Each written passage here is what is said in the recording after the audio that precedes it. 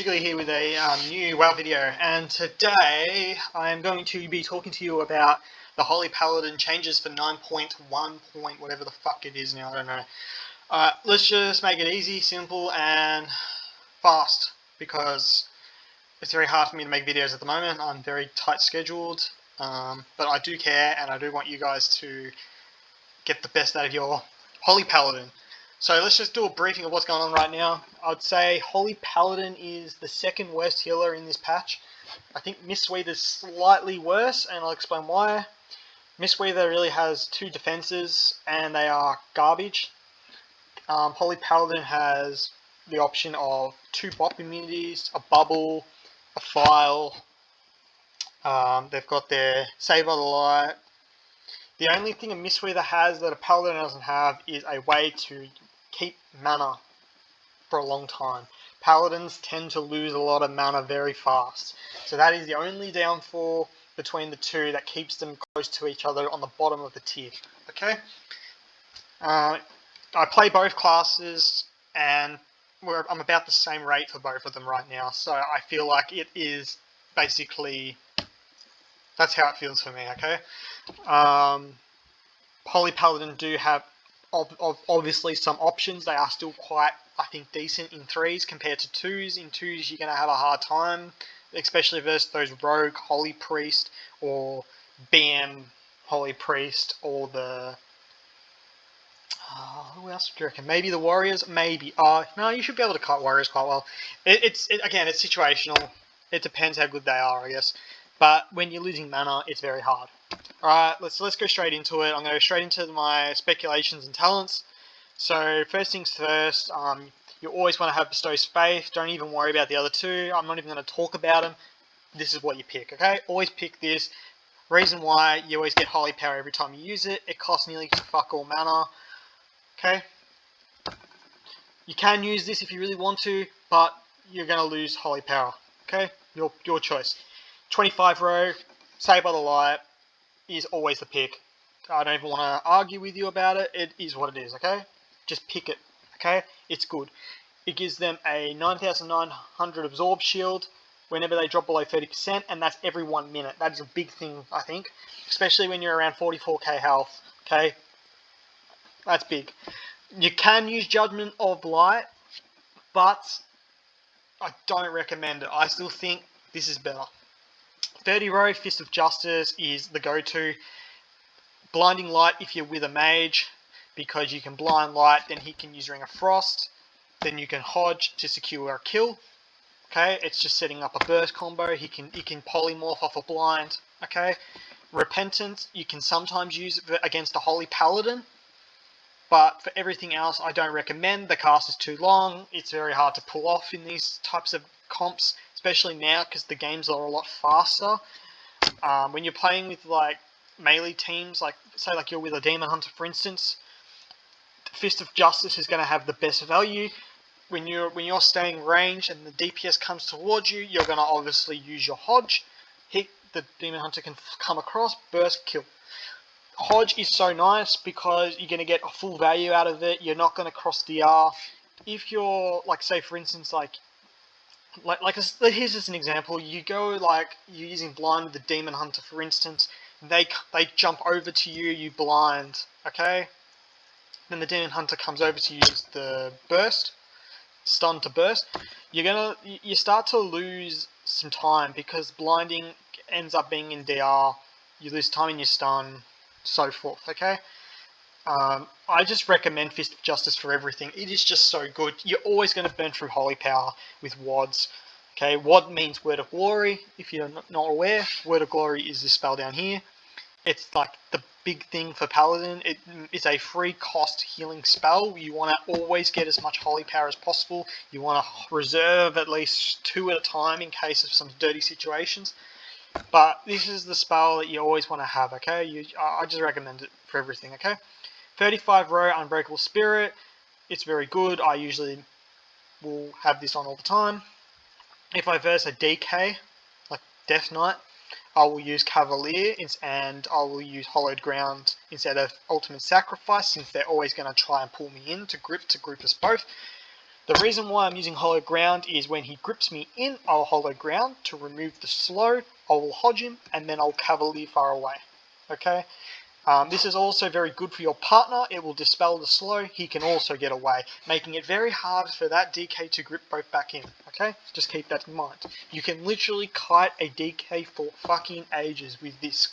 Okay? You should never have a problem with this DK when you have hollow ground and double cavalier. If you can't survive, you're bad. Alright, next rule of law, that's PvE. I used to use it, but I don't see the value in it anymore, especially now when you can kite a fucking DK. It's really the only time you're going to use it.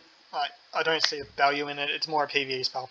40 row, Divine Purpose is the must pick now because our mana is trash, meaning we need to get as much as we can with our abilities to cost free. So your next Holy Power ability free, which is kind of big, means you can get a free wad out of this, which is huge. So I always recommend Divine Purpose. I used to use Seraphim at the start of the season before the mana nerf, and I would still recommend it if there wasn't a mana nerf, but now you just can't pick these two. This is way too long. It's 3 minutes. This is passive, which is long, which is great, which has kind of more value, helps you with mana. This, maybe if you want to survive, it gives you that extra 12%. Oh, is it 12%? I don't remember. No, it's 8%. You get an extra 8% versatility and crit and haste. But keep in mind that costs Holy Power, so I still think Divine Purpose will be better. 45 row versus double DPS, always pick Sanctified Wrath over Awakening because they're going to be shorter fights. Okay, you need that longer wings, you need that faster Holy Shock. Awakening, it's more for like a 3 situation. You can use it in 2s as well. It's probably the go-to pick most of the time because you get that extra 10 seconds of Avenging Wrath. But just keep in mind that it's RNG, so you might get it all the time, you might not get it at all. Just keep in mind, it's a risk. Okay, 50 row, Glimmer of Light, definitely for RBG. Beacon of Virtue for RBG, if you're doing the 3 flag map, I think it's called Battle of Glimness, I forgot. That's the only time I'll use that. But for most RBGs, I'll use Glimmer of Light. In PvP 2s and 3s, I will pick Beacon of Faith. It is too strong. It works really well with Saved by the Light. It is just a no-brainer. You should always pick it. PvP Talents, always pick Divine Favor. Always pick Light's Grace. If you verse Warriors, always pick Double Bop. So this is what you do verse Warriors. Only use these when they get Storm Bolted. Use it for its full potential. Use it like a dispel. You use it. Okay. I've seen people use it without the stuns. It's really bad. You want to use it when they're stunned. So when they're in a Storm Bolt, use it. So forth. Okay. Judgment of the Pure is brilliant against Shadow Priest. When you're silenced, you can judgment them, and then that removes the silence. Okay. Good to know. You're welcome. Free tip.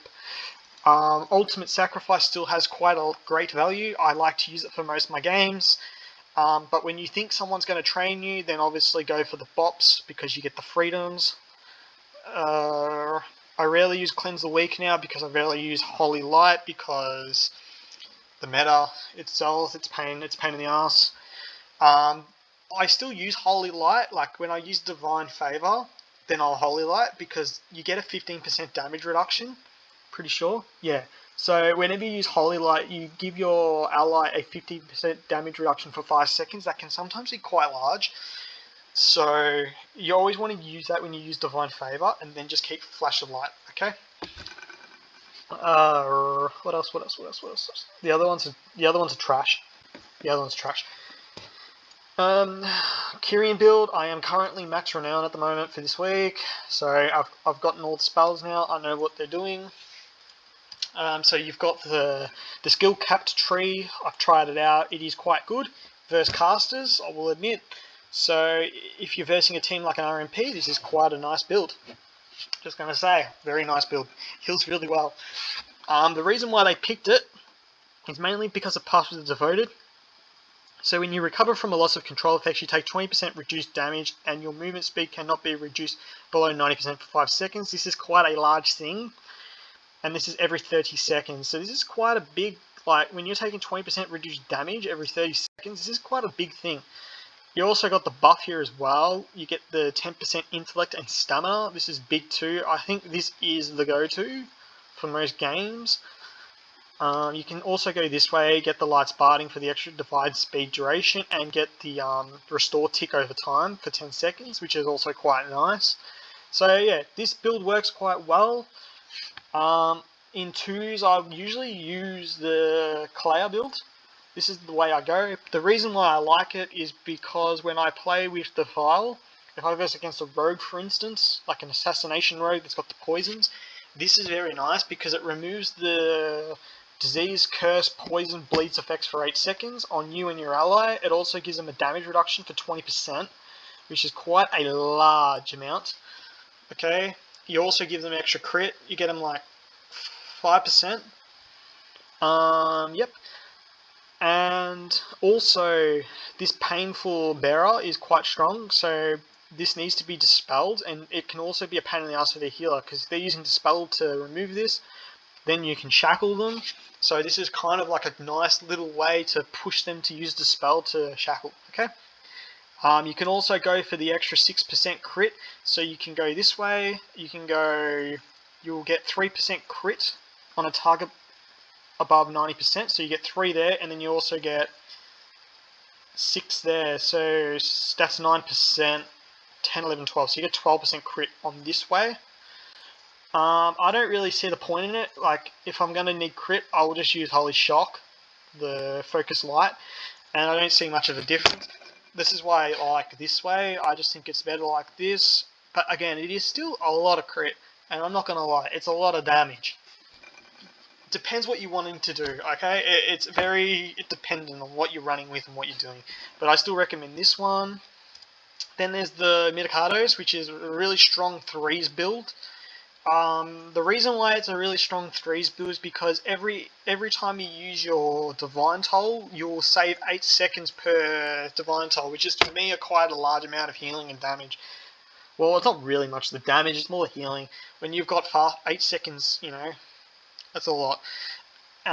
So yeah, this will reduce Divine Toll when you cast it. It's a big thing. You also will get the 35% instant heal. But if you're versing like Affliction Locks, I would be careful with this. So if I was versing Affliction Lock, I'd probably use Pelagos because of the magic reduction, okay? But for everything else, I'd probably use this. This got buff, this Conduit. It heals for a lot, it costs fuck all. I recommend using this as well. Soul Steel Clamps is... I feel like it got nerfed, but it's still quite alright. But when you stand still for 5 seconds, you get damage reduction. I mean, you not get damage reductions, you get reduced CC. So it's probably nice versus rogues when you're in like a kidney shot or a blind, so forth, okay? This, I don't see much of a value out of it. Like, it seems nice, but it doesn't feel nice. This is still quite strong when you can deliberately, like in BFA, the map for BFA, you can jump down, take the full damage, and then take damage reduction. It's like using another Divine Protection without wasting your mana. Just a good thing to know, okay? The next thing is macros. So I don't have many macros for Holy Paladin at the moment. I'm still kind of learning them. But the essential ones you'll need is the focus. So the reason why you want a focus macro is so when you're healing someone, you can just focus Hodge the enemy healer without even like looking at them, which is kind of a big thing. Like especially in like fast-paced games, you kind of need this. You can also have a focus macro for your dispel 1, 2, 3 for judgment. I haven't done it at the moment. I've been changing, you know, figuring around. But you can make a focus macro for dispel 1, 2, 3 for the judgment. It's not the right one at the moment, but you can be player at player. So whatever your partners are on, they player at player. It will go for that one. It will dispel at the same time. You always want to have cleanse 1, 2, and 3. Blessing of Freedom 1, 2, 3, and Bop 1, 2, 3. Hodge 1, 2, 3. Focus Hodge. I've got a CC swap, so whenever like I'm swapping spells, it will just go to that spell on A7.